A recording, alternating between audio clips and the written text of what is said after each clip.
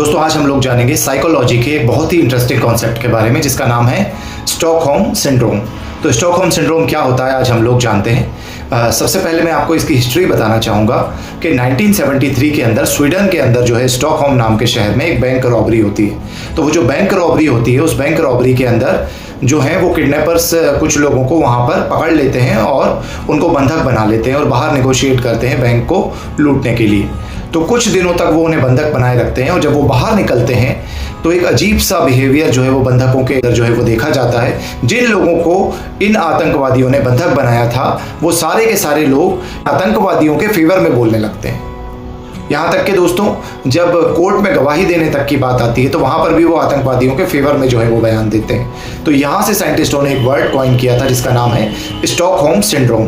तो ये Stockholm syndrome असल में क्या होता है दोस्तों कि बहुत दिनों तक यदि आप किसी इस तरह के आतंकवादी या बुरे व्यक्ति के साथ रहते हो तो आपका उसके प्रति भी लगाव उत्पन्न जो है वो हो जाता है। जिस तरीके से नक्सल लोगों के साथ रहते रहते बहुत सारे लोगों का नक्सलों के प्रति जो है वो बिहेवियर चेंज हो गया था। बहुत सारे लोगों को हम देखते हैं भारत के अंदर भी आतंकवादियों के जो है वो सिंपैथेटिक हो जाते हैं। बहुत सारे लोग जो उनके फेवर में बातें करने लगते हैं, जो उनसे बार बार मिलते हैं, उनके साथ रहते हैं। बहुत सारे लोग इस तरह के समूह बनाने का प्रयास भी करते हैं कि हम इन लोगों के साथ गठबंधन बना लेंगे और हम लोग और ये लोग मिलकर साथ में लड़ेंगे। तो वो बुरे लोगों के साथ गठबंधन कर लेते हैं। तो ये स्टॉकहोम सिंड्रोम के बहुत सारे कुछ एग्जांपल्स हैं।